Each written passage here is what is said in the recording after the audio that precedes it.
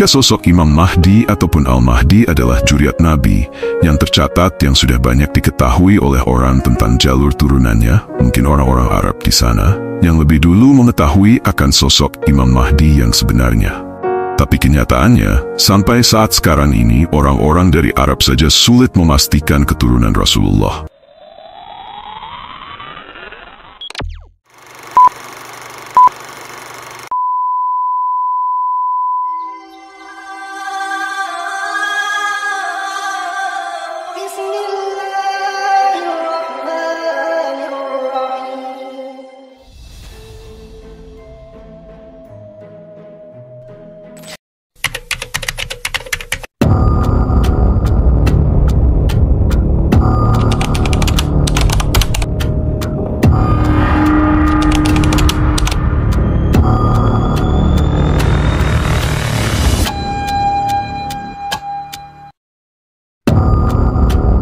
Assalamualaikum warahmatullahi wabarakatuh. Salam damai, salam sejahtera untuk semua. Dari dulu hingga sampai saat sekarang ini, sosok seorang manusia pilihan Allah yang benar-benar pantas menyandang gelar sebagai Imam Mahdi ataupun Al-Mahdi belum diketahui pasti oleh semua orang. Dari negara mana beliau berasal, banyak orang yang berpendapat bahwa sosok manusia pilihan Allah yang akan menyandang gelar sebagai Imam Mahdi ataupun Al-Mahdi berasal dari Arab dan akan muncul dari negara Arab. Menurut hadis bahwa sosok manusia pilihan Allah yang benar-benar pantas menyandang gelar sebagai Imam Mahdi ataupun Al-Mahdi adalah muncul dari keturunan Rasulullah Shallallahu Alaihi Wasallam. Yang kami ketahui bahwa sanad silsilah keturunan Rasulullah Shallallahu Alaihi Wasallam. Ada dua jalur. Yang pertama, jalur keturunan darah Rasulullah, yaitu seperti para Sayyid dan para Habaib yang ada di beberapa negara Muslim, termasuk di negara Indonesia. Keturunan darah itulah para juriat Nabi yang tercatat.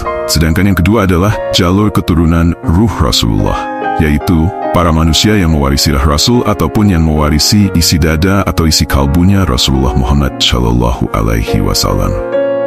Yang mewarisi roh Rasul ataupun yang mewarisi isi dada atau isi kalbunya Rasulullah inilah yang sulit diketahui oleh banyak orang, karena keberadaannya pada setiap zamannya akan selalu dirahasiakan oleh Allah Subhanahu wa Ta'ala. Di video kali ini, kami tidak akan membahas tentang turunan Rasulullah, tetapi kami akan membahas dari negara manakah sosok kekasih pilihan Allah itu berada saat ini. Dikatakan tentang turunan Rasulullah.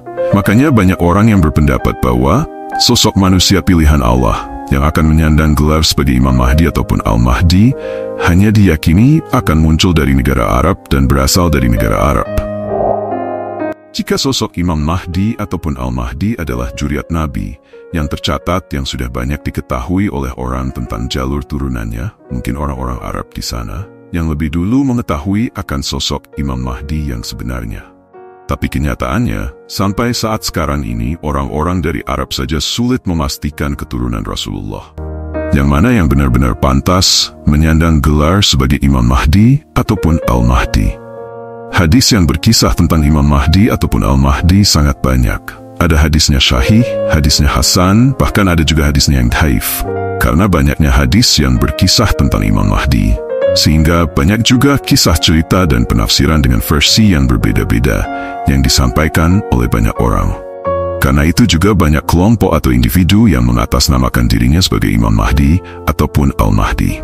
Menurut sepengetahuan kami secara pribadi, bahwa sosok manusia pilihan Allah yang sudah menjadi khalifah pemimpin bumi saat ini berasal dari Indonesia dan muncul dari Indonesia. Kenapa kami bisa yakin bahwa dari negara Indonesia munculnya sosok kekasih pilihan itu? Karena sinyal energi dari Nur Muhammad ataupun sinyal energi dari Nurun ala Nurin itu yang diwarisi oleh sebuah wadah yang hidup saat ini berada di negara Indonesia. Sementara di negara Arab dan lainnya kami tidak melihat dan tidak merasakannya. Mungkin karena atas petunjuk dari Allah Subhanahu wa Ta'ala, kami bisa merasakan dan bisa mengetahui tentang di mana sosok kekasih pilihan itu muncul. Hanya saja, kemunculannya tidak diketahui oleh semua orang yang ada di muka bumi ini. Karena sosok kekasih pilihan itu hanya bisa ditemukan dan hanya bisa diketahui oleh orang-orang yang telah dikehendaki dan yang telah diridhoi oleh Allah Subhanahu wa Ta'ala. Sosok kekasih pilihan itu tidak bisa diketahui oleh sembarangan orang, apalagi diketahui oleh para musuh-musuh Islam, seperti orang-orang munafik dan orang-orang kafir. Sosok manusia pilihan itu bisa muncul dari negara Indonesia. Besar kemungkinan karena dari dulu sudah banyak dari keturunan Rasulullah yang masuk dan datang ke Indonesia. Begitupun di negara-negara Muslim lainnya, banyak juga terdapat keturunan Rasulullah. Walaupun keturunan Rasulullah banyak juga di negara-negara lain selain Indonesia, tetap saja kami tidak menemukan sinyal dari sosok wadah yang mewarisi Nur Muhammad ataupun sosok yang mewarisi roh kerasulan itu. Karena sosok wadah yang berisi Rasulullah benar-benar ada dan muncul dari negara Indonesia. Di sini kami tidak mengarang informasi tentang kekasih pilihan Allah, apalagi sampai berbohong, karena kami hanya menyampaikan informasi sesuai dengan apa yang kami ketahui dan apa yang kami dapatkan. Kami juga berani menyampaikan informasi ini karena kami sangat yakin terhadap seseorang yang di dalam dirinya sudah mewarisi Nur Muhammad ataupun sudah mewarisi ruh kerasulan. Saat ini seseorang itu sudah menjadi khalifah pemimpin bumi, dan saat ini beliau masih berdiam diri dan belum sepenuhnya bertindak untuk memperbaiki keadaan alam di bumi ini. Yang kami ketahui bahwa hanya seorang manusia yang mampu mewarisi Nur Muhammad ataupun mewarisi ruh kerasulan, ataupun yang mampu mewarisi isi dada atau isi kalbunya Rasulullah, yang benar-benar pantas menyandang gelar sebagai Khalifah Allah. Jika gelar Imam Mahdi ataupun Al-Mahdi hanya pantas diberikan kepada seorang manusia pilihan Allah yang mewarisi isi dada atau isi kalbunya Rasulullah, berarti seseorang yang muncul dari negara Indonesia, itulah yang benar-benar pantas mendapatkan gelar itu. Mengetahui sosok kekasih pilihan Allah yang mewarisi Nur Muhammad, ataupun mewarisi roh kerasulan, ataupun yang mewarisi isi dada atau isi kalbunya Rasulullah, hanya bisa diketahui dengan pandangan hati yang bersih dan jernih dari keterikatan dunia, dan bersih dari sifat kesombongan dan keakuan diri. Sosok kekasih pilihan itu sampai kapanpun tidak akan bisa diketahui oleh pandangan mata zahir, karena pandangan mata zahir hanya bisa melihat luarnya saja, tidak mampu menembus rahasia yang ada di balik sosok zahirnya. Apalagi sosok kekasih pilihan Allah yang bergelar Imam Mahdi ataupun Al-Mahdi diperankan oleh Allah seperti manusia biasa, karena tampilannya yang hanya biasa-biasa saja. Pasti akan banyak orang yang sulit menerima dan sulit meyakininya. Sebagai khalifah pemimpin bumi, beliau tidak berpenampilan seperti ulama ataupun kiai, dan status sosial beliau tidak terkenal seperti para tokoh-tokoh politik. Beliau hanyalah manusia biasa yang hidup dalam kesederhanaan dan jauh dari kemewahan. Memang setiap kekasih pilihan Allah yang menjadi khalifah pemimpin bumi pada setiap zamannya rata-rata cinta dengan kehidupan yang sederhana, tidak terikat oleh nafsu dunia. Makanya para kita kekasih Allah hidupnya sangat sederhana dan jauh dari kemewahan dunia. Dan begitulah kehidupan sosok kekasih pilihan Allah yang muncul pada zaman sekarang ini. Karena kehidupannya yang hanya biasa-biasa saja, yang penuh kesederhanaan, banyak orang yang sulit menemukan keberadaannya.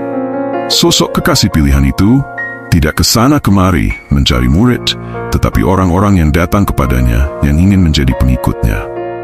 Ataupun muridnya, orang-orang yang datang kepadanya, banyak juga yang tidak tahu bahwa beliau adalah sosok kekasih pilihan Allah yang sudah menjadi khalifah pemimpin bumi saat ini. Dan ada juga sebagian dari mereka diperlihatkan oleh beliau tentang sejati dirinya yang sebenarnya. Orang-orang yang berhasil menemukan keberadaan kekasih pilihannya itu adalah orang-orang yang hati dan jiwanya benar-benar ingin mencari dan ingin berjumpa dengan Allah Subhanahu wa Ta'ala. Saya seringkali mengatakan, pemirsa boleh percaya atau tidak dengan informasi yang saya sampaikan. Terserah kalian saja, yang penting saya sudah berusaha berbagi informasi ini. Kalian ambil saja poin positifnya, dan kembalikan saja pada keyakinan kita masing-masing. Baik pemirsa, mungkin ini saja yang bisa saya sampaikan. Lebih dan kurangnya saya mohon maaf. Semoga informasi ini bermanfaat. Terima kasih. Wallahu a'lam bishawab.